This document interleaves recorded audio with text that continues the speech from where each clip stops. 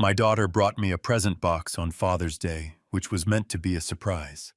However, after taking a look at it, my wife muttered, "Don't open it."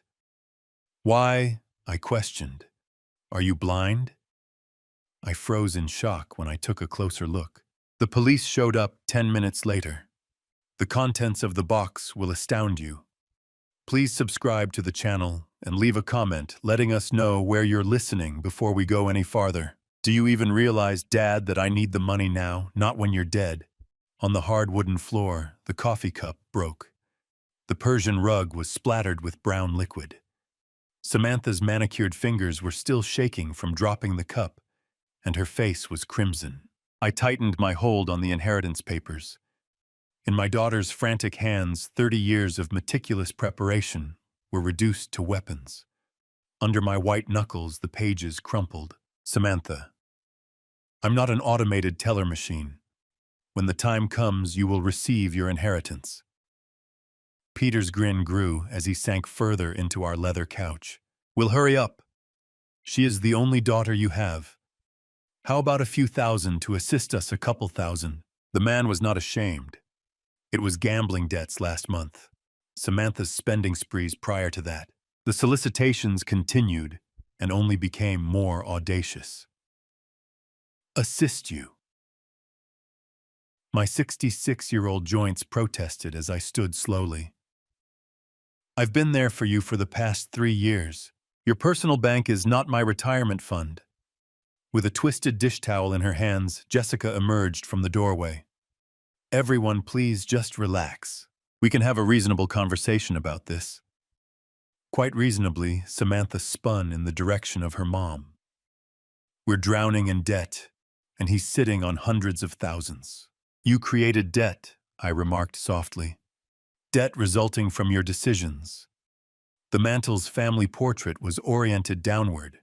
Had it dropped while Samantha was having a fit?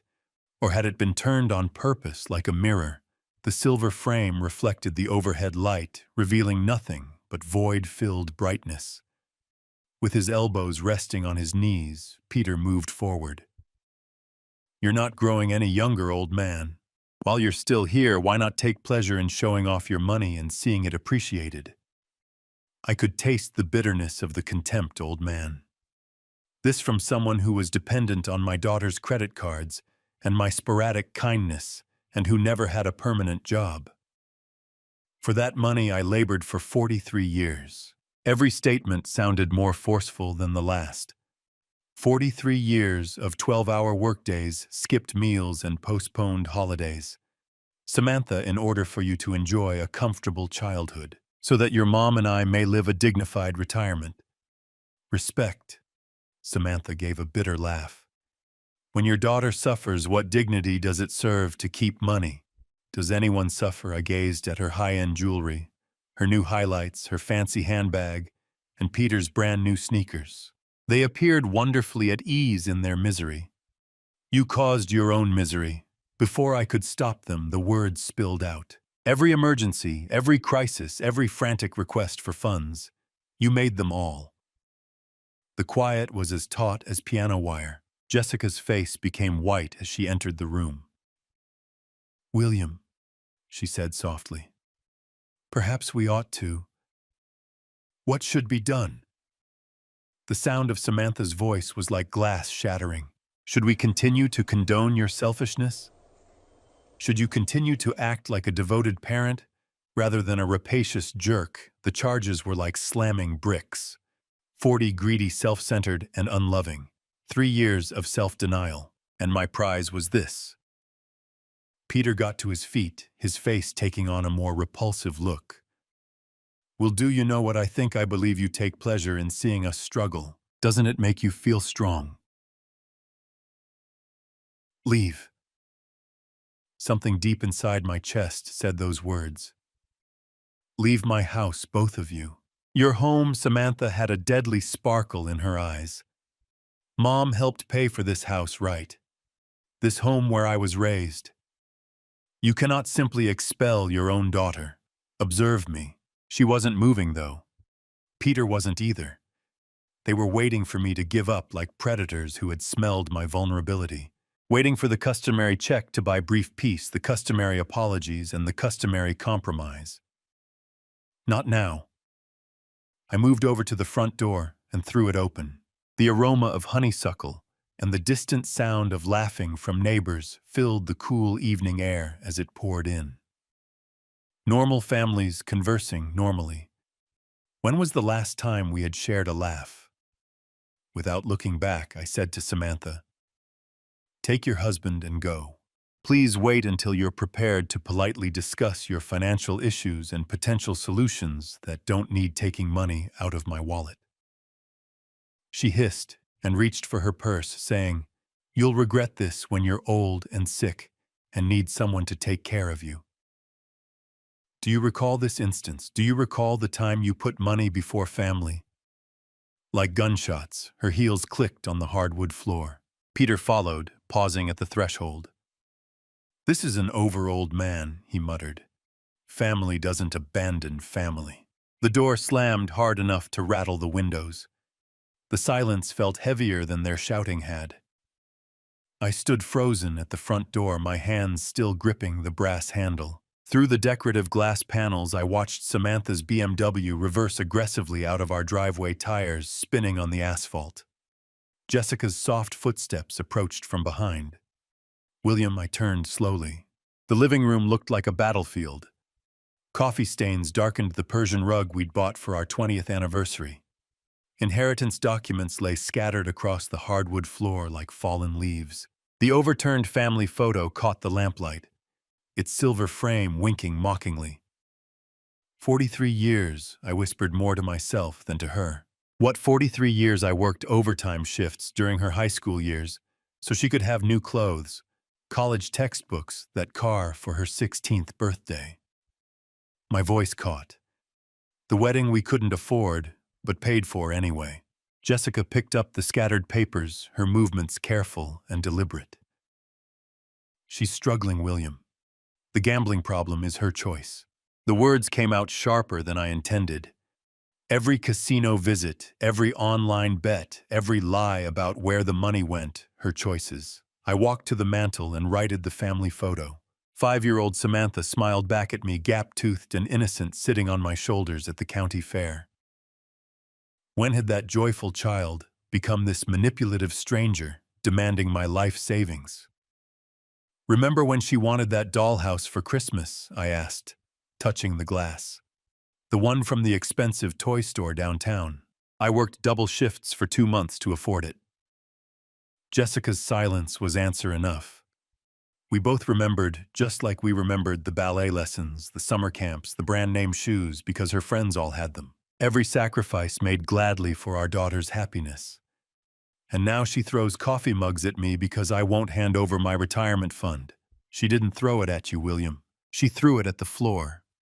The distinction felt meaningless. The violence was the same whether aimed at me or my possessions. The disrespect identical. I bent down and picked up one of the inheritance documents. The legal language blurred as I read it, but I knew every clause by heart. Years of careful planning, conservative investments, delayed gratification.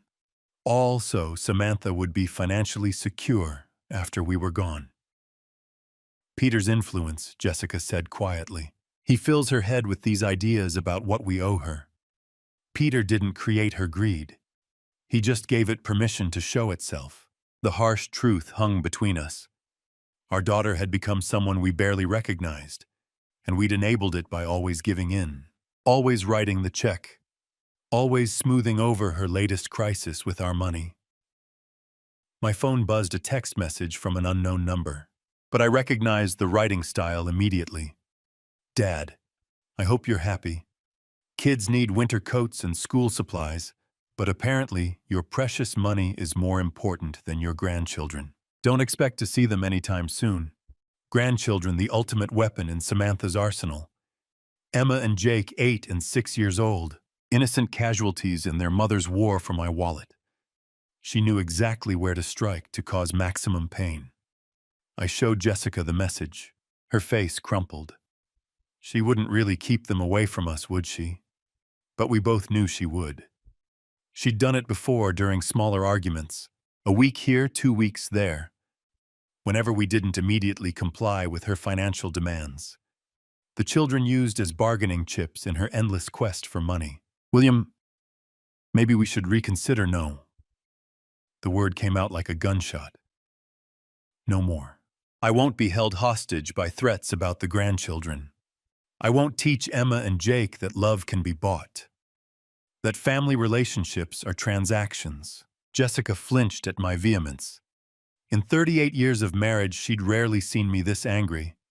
Even during our worst arguments, I'd never spoken with such cold finality. But something had shifted tonight. Some fundamental understanding about my daughter, about our relationship, about the future I'd imagined for our family. The illusion of loving sacrifice had shattered as completely as that coffee mug. My phone buzzed again. 6 days later, I sat on our front porch with the Sunday paper trying to find normalcy in the Father's Day morning routine. The coffee had grown cold in my mug, but I held on to it anyway, watching neighbors emerge for their weekend activities. The Hendersons were loading their car for what looked like a family outing.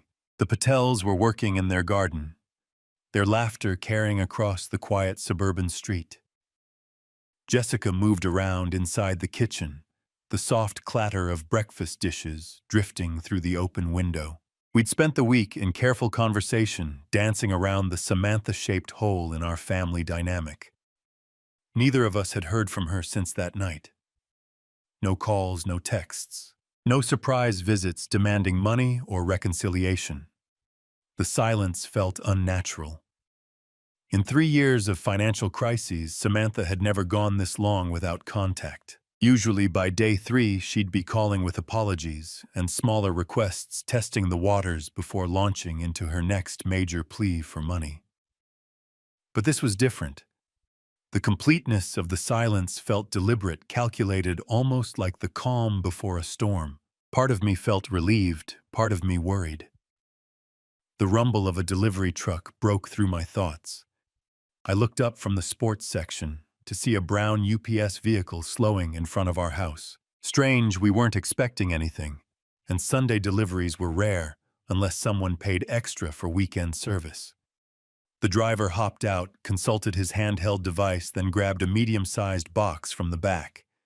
He approached with the professional efficiency of someone working holiday overtime. "William Carr, that's me. Happy Father's Day," he said, offering the package and his electronic clipboard. "Someone must think highly of you to pay for Sunday delivery." I signed my name, studying the shipping label as he walked away. No return address visible, just generic shipping information. The box felt surprisingly light for its size, roughly the dimensions of a shoebox, but weighing maybe 2 pounds at most. "Who's that?" from Jessica called from the kitchen doorway, wiping her hands on a dish towel. "No idea." I carried the package inside, setting it on the coffee table, where inheritance documents had scattered just 6 days earlier. No return address. She approached her expression curious but cautious. Jessica had always been more suspicious of unexpected deliveries than I was. Too many years of hearing about package bombs and mail fraud on the evening news. "Maybe it's from the grandchildren," she suggested, but her tone lacked conviction. "Emma did ask about Father's Day when we saw them last month, before Samantha had weaponized them against us before the threats and ultimatums." I pushed those thoughts away. Could be, I agreed, though something felt off. The timing seemed too convenient, too calculated, and Emma wouldn't have paid for special Sunday delivery. Jessica leaned closer, examining the box with the methodical attention she brought to everything, from grocery shopping to crossword puzzles. Her fingers traced the edges of the shipping label. "William," she said slowly on open it. "Why?" She pointed to something I'd missed entirely in my casual handling. "Can't you see the holes? They're for breathing, which means something alive is inside." My stomach dropped. Now that she'd pointed them out, I could see tiny punctures in the cardboard, barely visible unless you knew to look. Small, precise holes that someone had clearly made on purpose. "Breathing holes," I repeated, my voice flat. "Something's alive in there." Jessica confirmed, backing away from the coffee table. The question is what? We stood there in our living room staring at the innocent-looking package, as if it might suddenly sprout legs and run away. The morning sunlight streaming through our windows seemed less warm now, the suburban quiet more ominous. "Who would send us something alive?" Jessica whispered. But even as she asked the question, I felt a cold certainty settling in my chest. The timing, the anonymous sender, the Sunday delivery, that ensured we'd be home and unsuspecting. This wasn't a gift, this was something else entirely. From inside the box came the faintest sound, a soft rustling that made us both freeze. The sound stopped as quickly as it had started, leaving us in tense silence. Jessica grabbed my arm, her fingernails digging into my skin through the cotton of my polo shirt. "Did you hear that?" she breathed. I nodded, unable to trust my voice. Whatever was in that box was very much alive, and it was waking up. A soft hissing sound emerged from the cardboard, barely audible but unmistakably real. We both froze, staring at the package as if it might explode at any moment. The sound stopped. Silence stretched between us like a held breath. Then it came again, longer this time. A distinct hiss that sent ice through my veins. Jessica's grip on my arm tightened until her nails bit through the fabric of my shirt. "William," she whispered, her voice barely a breath. "Call someone. Now." My hands shook as I pulled out my phone, muscle memory taking over, while my mind struggled to process what we were facing. The numbers felt foreign under my trembling fingers. "What's your emergency? 911. We have a suspicious package here with something alive inside." The words tumbled out faster than I intended. "It was delivered this morning with no return address, and it's making sounds." "Sir, can you describe the sounds you're hearing?" I glanced at Jessica, who nodded encouragingly. The hissing had stopped again, but we both knew it would return. "Hissing," I said. "Like..." I couldn't finish the sentence. "Like a snake." The thought felt too dangerous to voice aloud. "Are there any visible threats or damage to the package?" "No visible damage, but there are small holes punched in the cardboard." "Breathing holes." My voice cracked on the last words. "Sir, I am dispatching officers to your location immediately.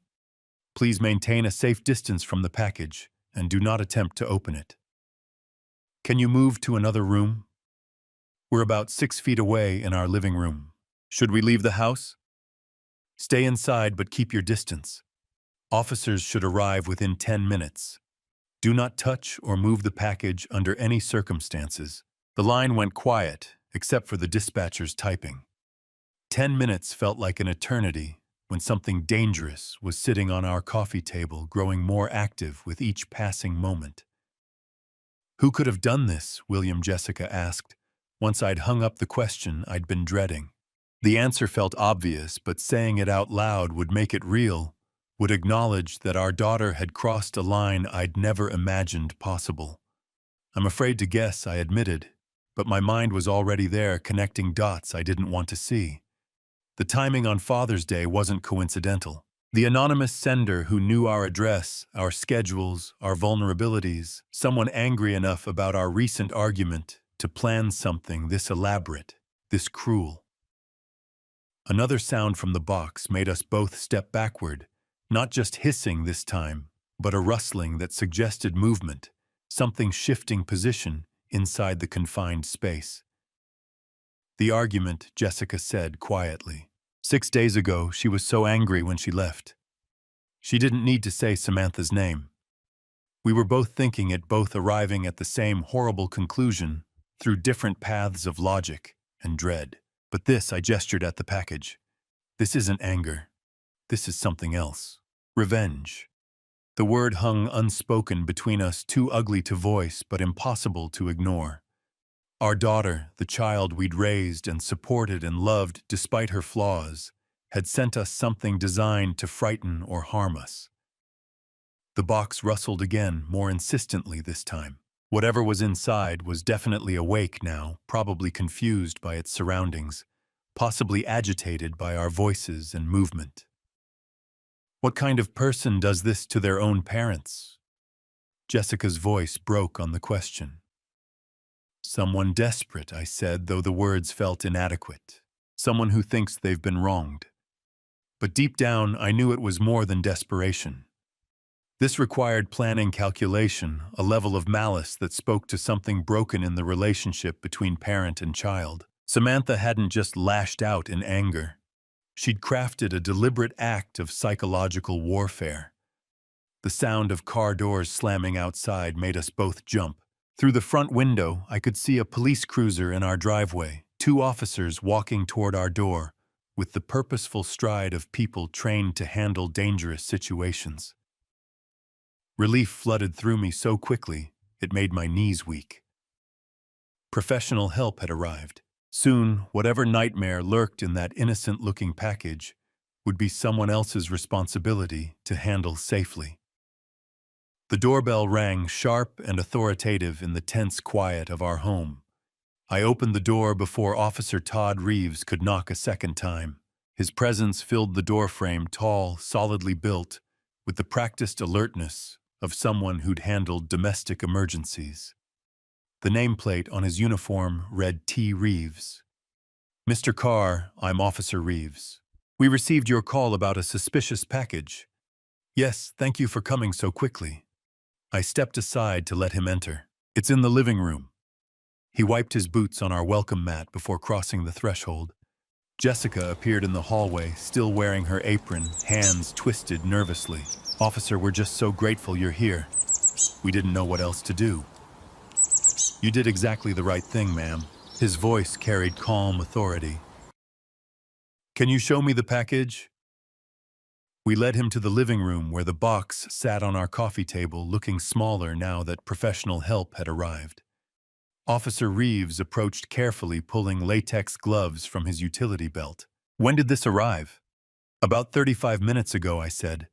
"Sunday delivery. Someone paid extra for weekend service."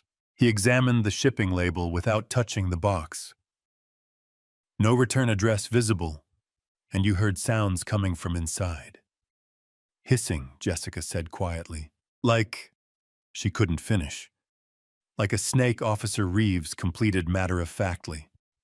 "I've handled similar situations before. Usually non-venomous, but we take every precaution." He reached for his radio. "I'm calling animal control. They have proper equipment for safe removal." "Dispatch, this is Unit 47 requesting animal control services at 1247 Maple Street. Suspected snake delivery in residential package." The radio crackled back with confirmation. 20 minutes for animal control to respond. Officer Reeves turned back to us, shifting from procedural efficiency to investigative curiosity. "Do you have any idea who might have sent this?" The question I'd been dreading. I felt Jessica's eyes on me, waiting to see how I'd respond. "I don't know," I said carefully. "Probably just some kids playing pranks." His gaze sharpened slightly. Kids would need access to live animals, shipping materials, knowledge of your address. This required planning and resources. My mouth went dry. He was right. Someone with means and motive had deliberately sent us a snake on Father's Day. "Have you had any recent conflicts? Family disagreements?" Family disagreements. The phrase hung in the air like an accusation. Jessica tensed beside me, both of us walking the tightrope between honesty and loyalty. "Nothing that would lead to—" "This," I managed. Officer Reeves studied my face, noting the hesitation. But he didn't push. Instead, he pulled out a small notebook. "Any unusual charges on your credit cards recently?" "Pet stores, exotic animal suppliers." The question hit me like a physical blow. Pet stores. The memory crashed over me with terrible clarity. That charge I'd noticed on last month's statement. Samantha used my credit card for emergencies. Reptile Palace. 127 of 50. I'd assumed it was something for the grandchildren, not a snake. Never a snake. "Mr. Carr, are you all right?" I forced my expression back to neutral, though my heart hammered against my ribs. I'm fine. Just processing all this. But I wasn't fine. The puzzle pieces were falling into place with horrifying clarity. The timing, the knowledge of our routines, the access to my credit card, the deliberate cruelty of choosing Father's Day. My daughter had sent me a snake. "Will you be filing a formal report?" Officer Reeves asked. "We can investigate the package origin, pursue charges if we identify the sender." I looked at Jessica, saw the same conflict behind her eyes. Part of me wanted justice, but the larger part, the part that had spent 34 years protecting Samantha, despite her flaws, couldn't turn her over to police. "No," I said quietly. "I don't want to make a mountain out of a molehill. If it's just a prank, filing charges seems excessive." Officer Reeves made a note, though his expression suggested he'd heard this response before. Family loyalty trumping justice, even when family members cross dangerous lines. Another vehicle pulled into our driveway. Through the window, I could see a white van with Animal Control Services painted on the side. "That'll be Mike Johnson," Officer Reeves said. "Best wildlife specialist in the county. He'll have this resolved safely within the hour." But as I watched the animal control officer grab his equipment, I knew the real situation was just beginning. Mike Johnson from Animal Control worked with the methodical efficiency of someone who'd handled stranger situations than ours. Within 20 minutes, he'd safely extracted a 3-foot corn snake from the shipping box, confirmed it was non-venomous, and loaded it into a secure carrier for transport to a local reptile rescue. "Beautiful specimen," he said, securing the carrier in his van. "Someone paid good money for this one.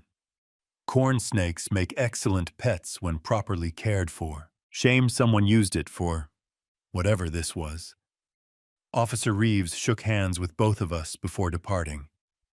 "Call if you remember anything else about possible senders, Mr. Carr. Even pranks like this can escalate if left unchecked." I nodded, maintaining the facade of cooperation, while my mind churned with darker possibilities. Both vehicles disappeared down our quiet suburban street, leaving Jessica and me alone with the morning's aftermath. The living room felt different now, violated somehow despite the professional cleanup. The coffee table bore faint water stains where Mike had disinfected the surface. The scattered inheritance documents had been restacked neatly, but their symbolic power had shifted. They were no longer tools of family planning, but evidence of the betrayal that had triggered this morning's events.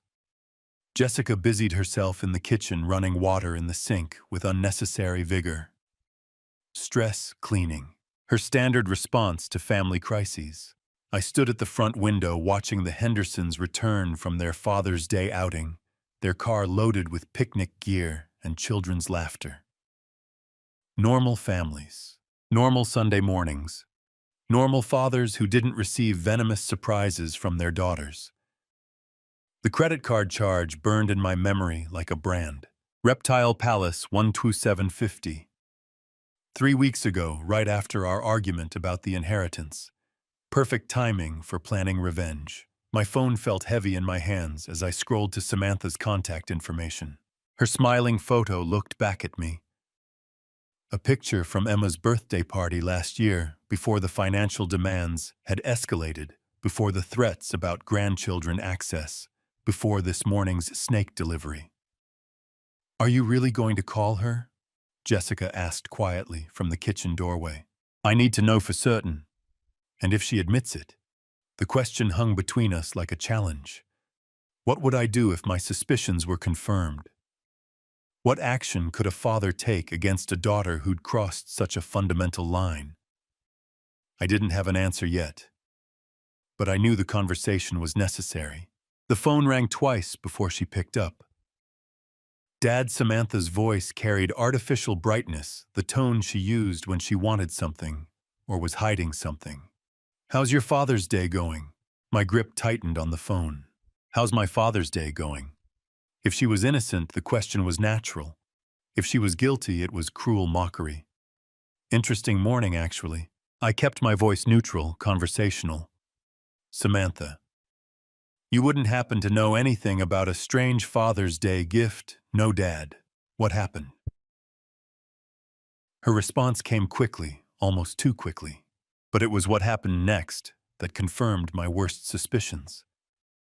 In the background, unmistakably, I heard Peter's quiet laughter. Not the surprised chuckle of someone hearing unexpected news, but the satisfied snicker of someone who thought they'd gotten away with something clever. The sound hit me like a physical blow. All doubt vanished in that moment of careless amusement. My daughter had sent me a snake, and her husband found it entertaining. Just some confusion with the delivery, I said, fighting to keep my voice steady. Nothing important. I should let you go. Are you sure everything's okay? You sound strange. Strange, I was discovering that my only daughter had tried to terrorize me with a live reptile, and she thought I sounded strange. Everything's fine, Samantha. Enjoy your Sunday. I ended the call before she could respond, before my carefully maintained composure could crack completely. The phone trembled in my hands as the full weight of betrayal settled over me. Jessica appeared at my side, reading my face with the intuition of 38 years of marriage. You heard something. Peter laughed. The words came out flat, emotionless, in the background. When she asked what happened, he laughed like it was the funniest joke he'd ever heard. Her hand found my arm, a steadying presence in the shifting landscape of our family dynamics. What are you going to do? I looked down at the phone, then toward my home office, where the computer held access to bank accounts, credit cards, and all the financial tools that had kept Samantha afloat for 3 years running. I'm going to teach my daughter about consequences. 7 o'clock found me sitting in my home office door, closed computer, humming quietly in the evening stillness. I'd spent the afternoon in careful thought, walking through our neighborhood, reviewing 30 years of financial decisions that had brought us to this moment. The anger had settled into something colder, more purposeful. My desk held the accumulated evidence of a father's generosity. Bank statements showing monthly transfers to cover Samantha's rent, credit card bills I'd paid, without question, insurance, premiums, car payments, emergency loans that were never repaid, 3 decades of enabling disguised as love. The leather portfolio beside my keyboard contained documents I'd reviewed dozens of times. Copies of checks written for her wedding receipts from the car I'd sold to pay her gambling debts. Bank transfers labeled emergency assistance that had become monthly obligations. Each piece of paper told the same story of a daughter who had learned to see her father as an endless source of money rather than guidance. The computer screen glowed as I navigated to our online banking portal. My fingers moved steadily across the keyboard, typing the familiar passwords I'd never shared with Samantha, though she'd managed to access plenty without them. First, the credit card account, the same one that showed the Reptile Palace charge from 3 weeks ago. Samantha appeared as an authorized user, a status I'd granted her during college for emergencies. 20-year-old emergencies that had multiplied into a permanent lifestyle. I clicked on Manage Users. The system prompted me with security questions, my mother's maiden name, the street where I grew up, simple answers that unlocked access to tools I should have used years ago. Remove authorized user, the screen asked in neutral blue text. My cursor hovered over confirm for perhaps 10 seconds, not from hesitation, but from the profound shift I felt occurring within myself. 30 years I've funded your irresponsibility. Enough, I clicked. User access revoked. Changes will take effect within 1 business hour. Next came the PIN changes. Samantha had somehow learned the numbers, probably watching over my shoulder during one of our many financial rescue missions. I selected new digits the year Jessica and I were married, numbers that meant something to our relationship, but nothing to our daughter's schemes. The automated payments required more attention. Monthly transfers to her checking account, the recurring payment for her car insurance, a subscription service for her gym membership that she'd convinced me was essential for her mental health. Each cancellation required confirmation, a digital paper trail of my decision to stop being her private bank. My hands remained steady throughout the process, no trembling, no hesitation. This wasn't cruelty, it was overdue accountability. I remembered the conversation last month when she'd called sobbing about the gambling debts, how she'd promised this was the last time, the final crisis I'd need to solve.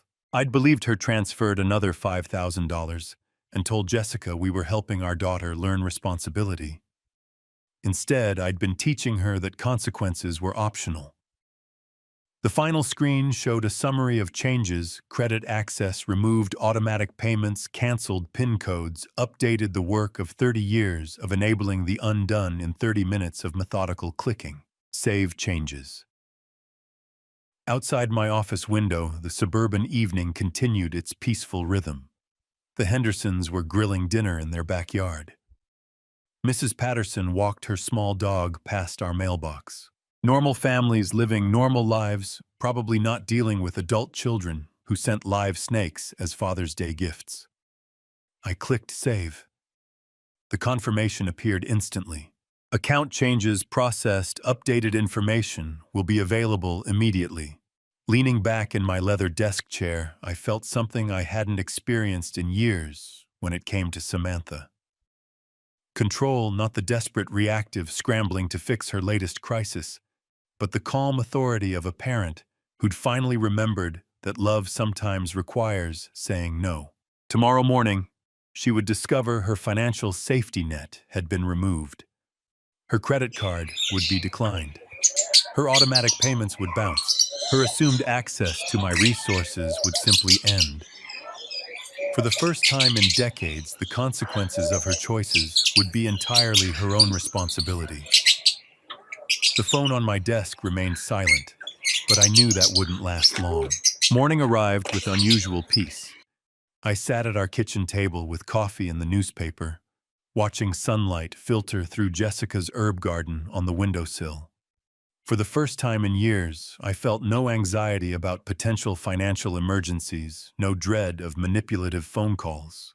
Jessica moved quietly around the kitchen, refilling my coffee cup with the comfortable efficiency of 38 years of shared mornings. She'd asked no questions about my evening in the office, but her slight smile suggested she understood perfectly what I'd accomplished. The phone rang at 8:15. Samantha's name appeared on the caller ID exactly as expected. I let it ring twice more before answering, using those extra seconds to center myself. "Good morning, Samantha. Dad, what have you done?" "My card isn't working." Her voice hit me like a physical assault, shrill with panic. I tried to buy groceries, and it was declined. The automatic payment for my car insurance bounced. "What is happening?" I took a sip of coffee before responding. "Samantha, I know you sent me that Father's Day gift." The silence stretched for several heartbeats. When she spoke again, her voice had shifted from panic to defensive fury. "You've lost your mind. How could you set me up like this?" "Set her up. Not what are you talking about, or what Father's Day gift." The woman who had sent me a snake was now accusing me of setting traps. Her reaction told me everything I needed to know. "I didn't do anything," I said calmly. "I simply stopped paying for your irresponsibility. This is insane. You can't just cut me off without warning. I have bills, obligations, responsibilities." Responsibilities. I let the word hang between us.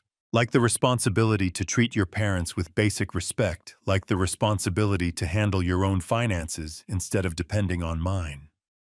Jessica had stopped her morning routine to watch my face, reading my expressions for signs of stress.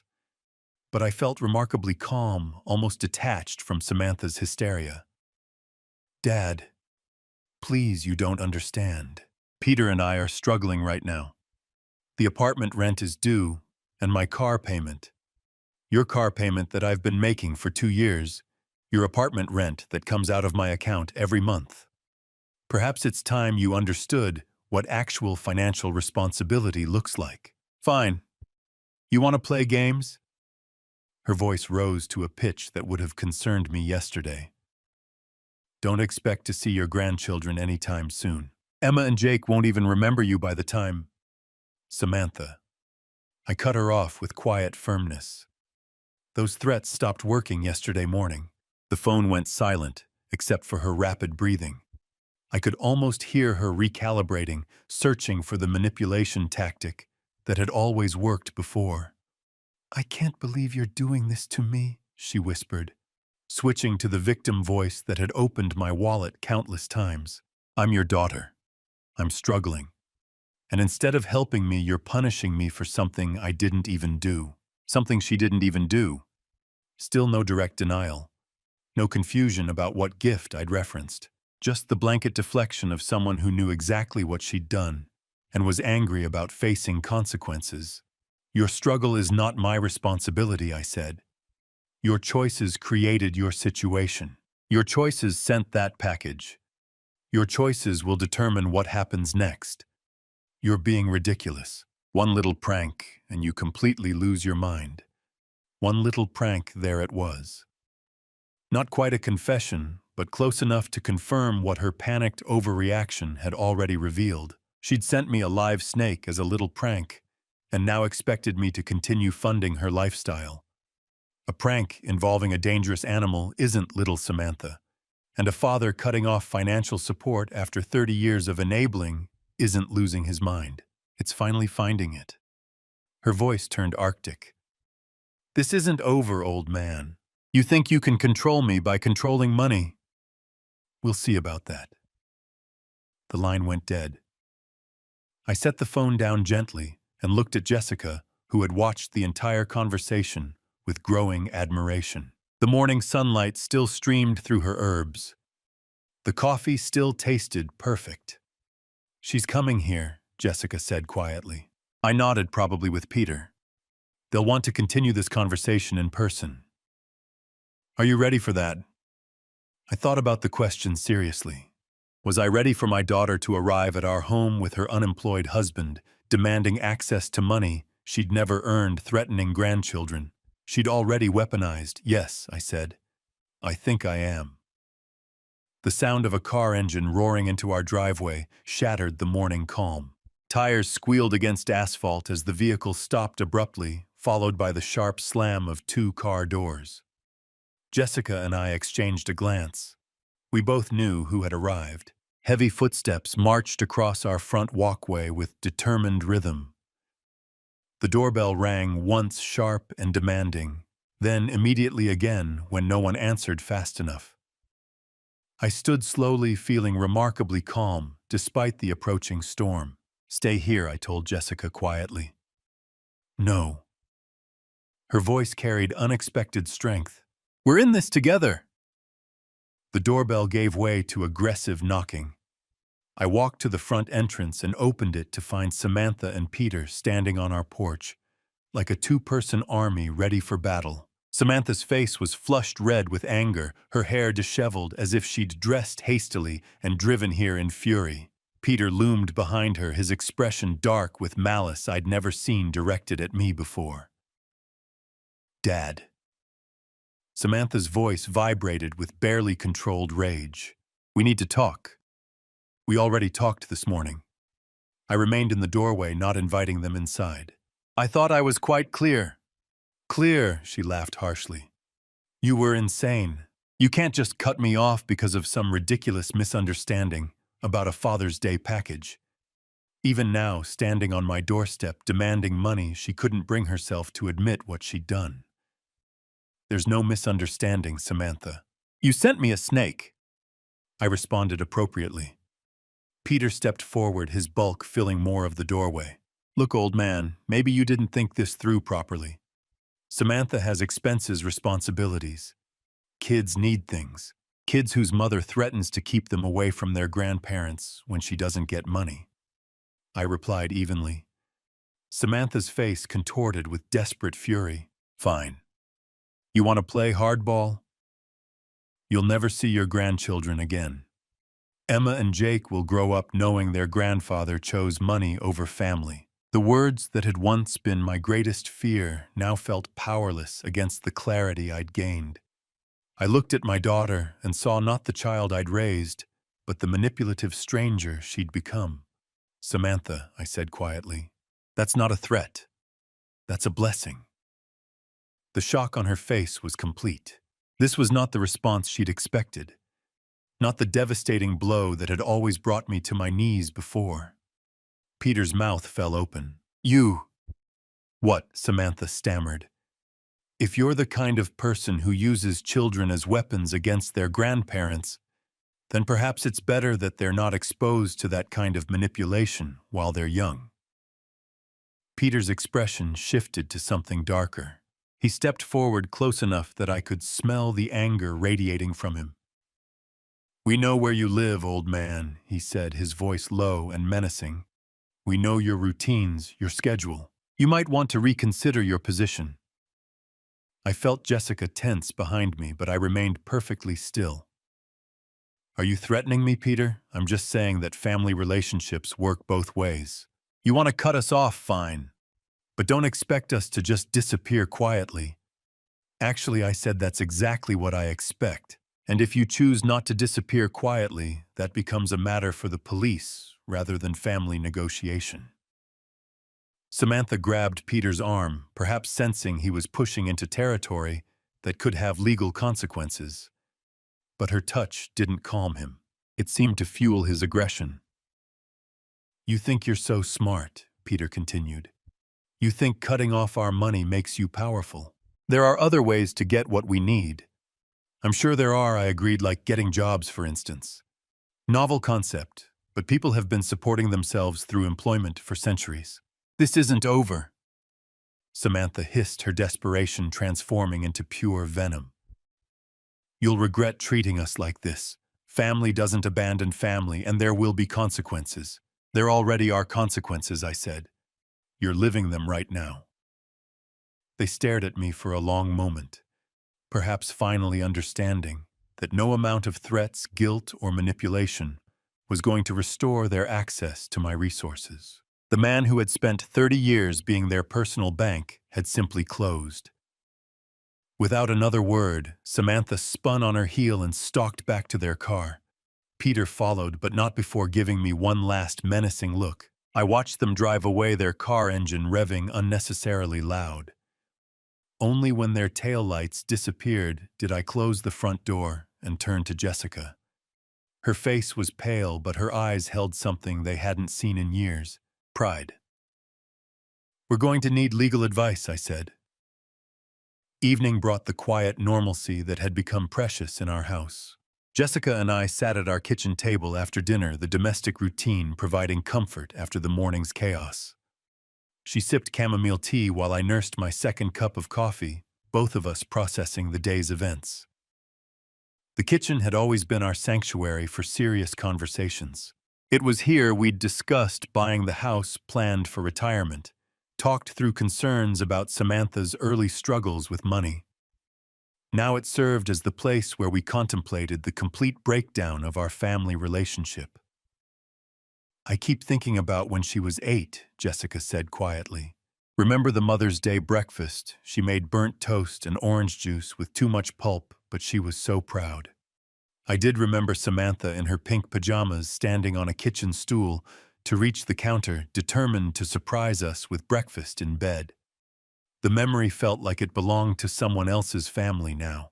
"She used to draw us pictures," I said, "stick figures of our family holding hands." I kept them in my office desk drawer for years. I still have some in that memory box upstairs. Jessica's voice carried maternal grief. "William, she's still our daughter, despite everything that's happened today." The words I'd been expecting all day. Jessica's instinct to heal, to find middle ground, to somehow restore what had been broken. It was one of the qualities I'd fallen in love with, this unwavering belief that families could overcome anything. "Jess," I said gently. She crossed a line. "I have one more step to take." Her teacup paused halfway to her lips. "What kind of step?" I looked at my wife's face, seeing the concern there, the hope that whatever I was planning might somehow bring our daughter back. instead of pushing her further away.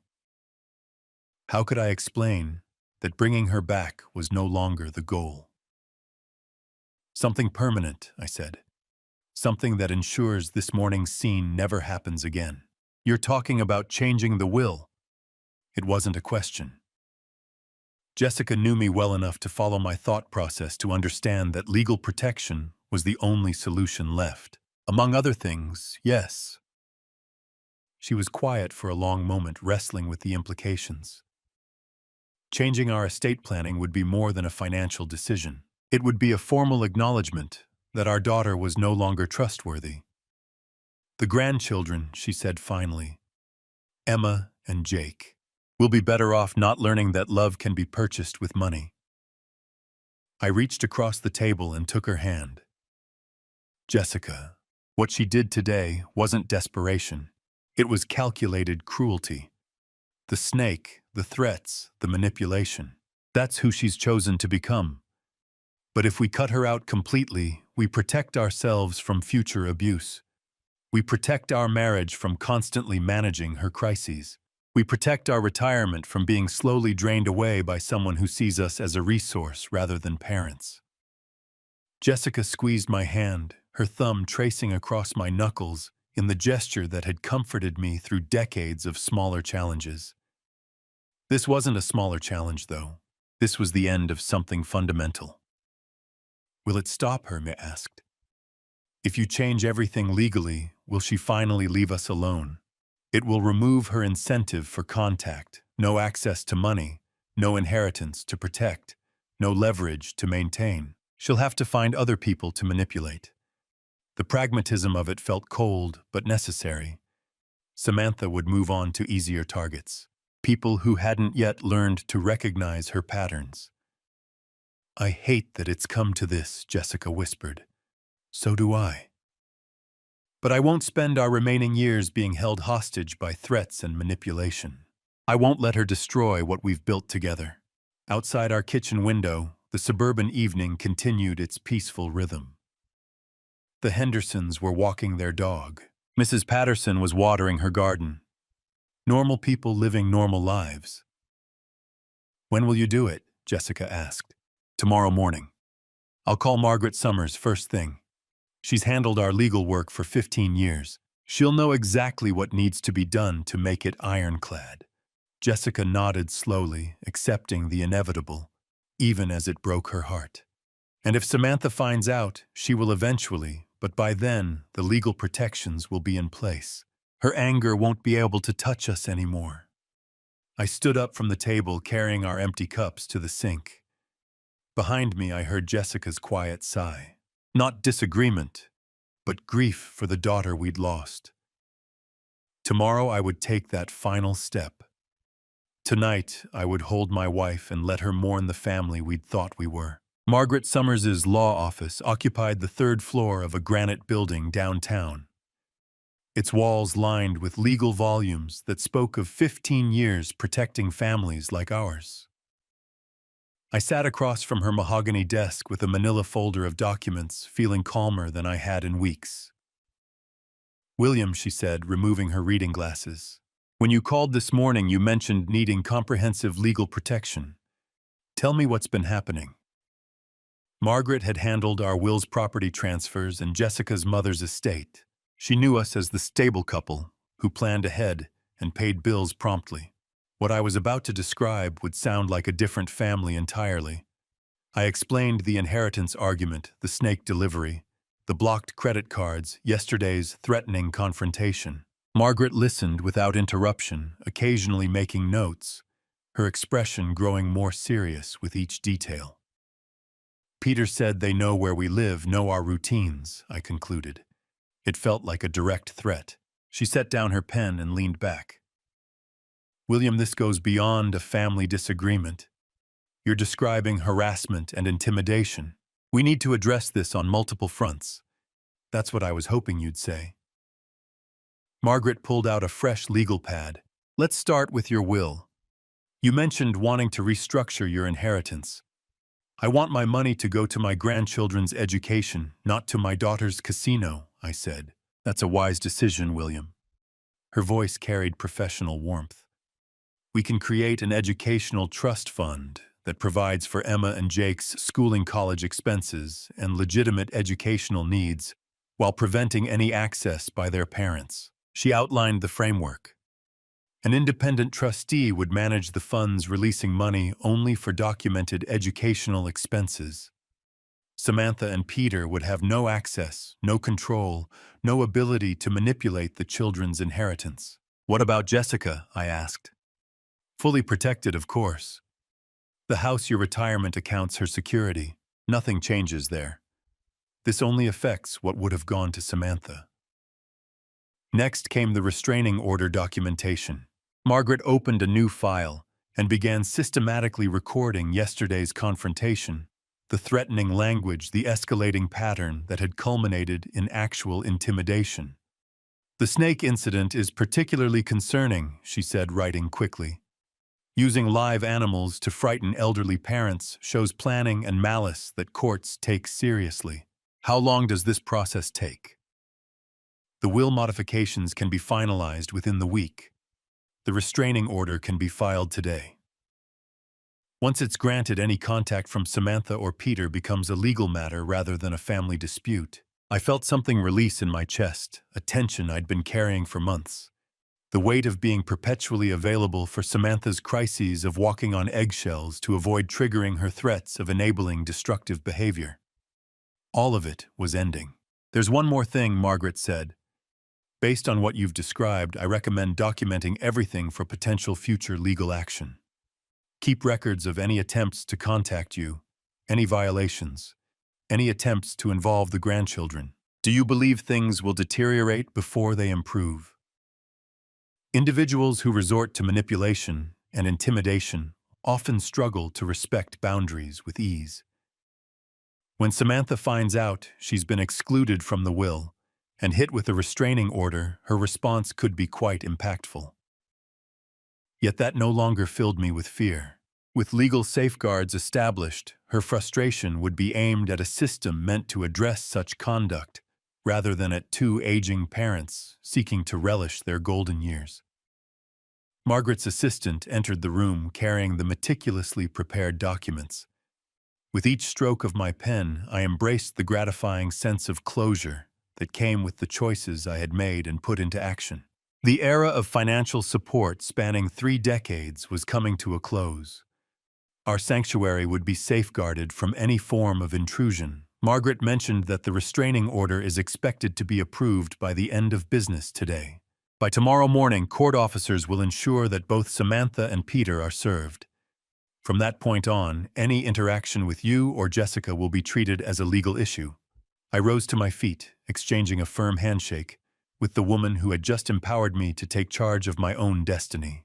Beyond the glass of her office, the city moved with its usual cadence. William Margaret's voice echoed just as I approached her door. Your decisions have been wise. The well-being and protection of your loved ones should always be the top priority. I nodded, securing the folder beneath my arm. Tomorrow morning, Samantha would come to realize that the art of manipulation had slipped through her fingers.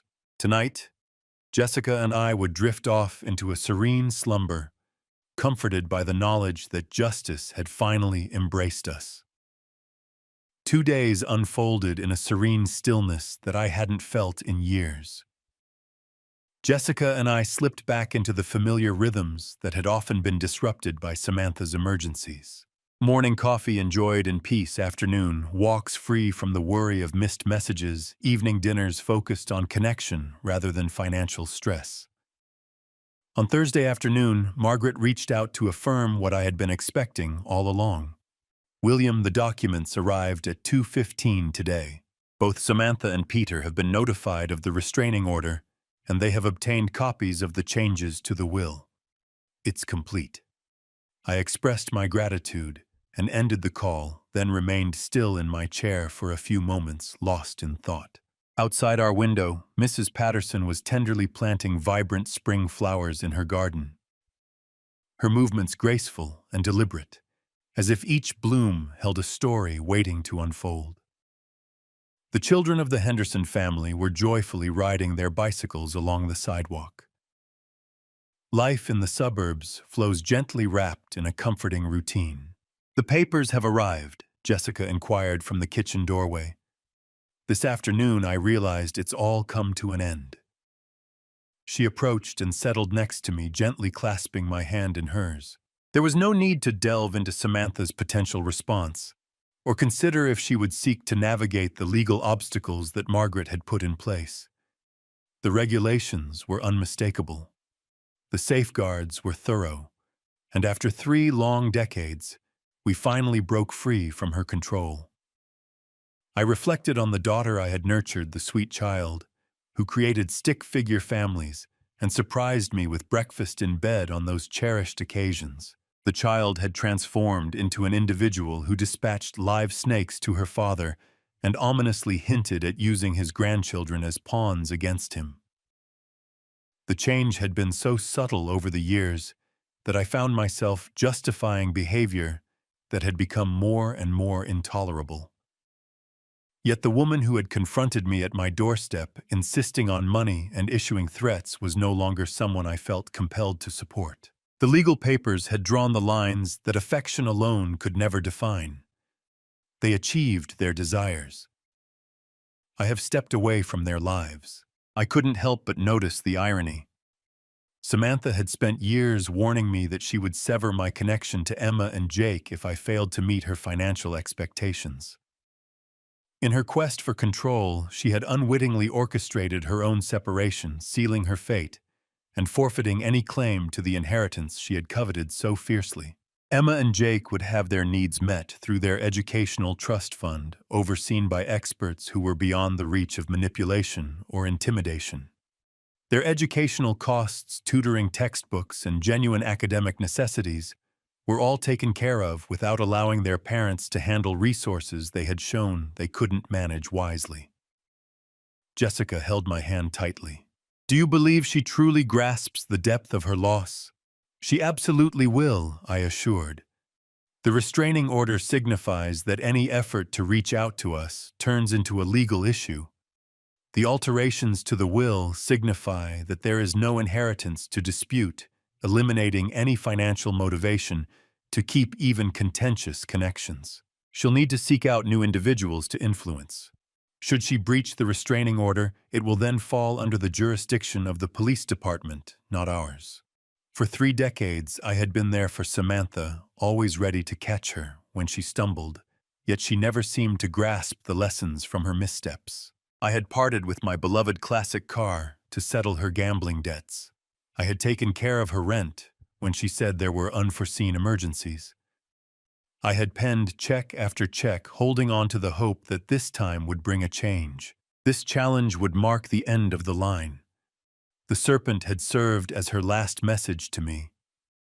All her thoughts and feelings regarding our relationship were encapsulated within that box. Menacing, toxic, crafted to instill fear and assert dominance. However, rather than pushing me back into submission, it had propelled me towards Margaret's office and the legal safeguards I should have pursued long ago. As the sun dipped below the horizon, casting a warm glow through our kitchen window, Jessica and I moved effortlessly in sync, crafting dinner together like a couple who had finally shed the burdens of relentless family turmoil. Our conversation flowed uninterrupted, free from any phone calls. No urgent messages called for an immediate financial intervention. There were no looming concerns regarding our ability to see the grandchildren. The stillness enveloped everything, reminiscent of the calm that follows a tumultuous storm, leaving behind a sense of relief and reflection. Tomorrow, we would awaken in a home shielded from any form of harassment. Our retirement savings would stay protected, accumulating interest for our own peace of mind, instead of being gradually depleted by another's misguided decisions. Our marriage would thrive, free from the relentless strain of navigating an adult child's self-created turmoil. I had taken back my position as a father who cared deeply for his daughter, determined not to support her path toward self-destruction and harm to others. Legal boundaries had taken the place of emotional manipulation. Professional repercussions had taken the place of familial remorse. The law restored my sense of freedom. Tonight, after so many years, I would finally rest without the weight of tomorrow's uncertainties hanging over me. If this story resonated with you, would love for you to give this video a thumbs up, subscribe to our channel, and share your thoughts about the story in the comments below. To hear the upcoming tale, please click on the box to the left. Thank you for tuning in.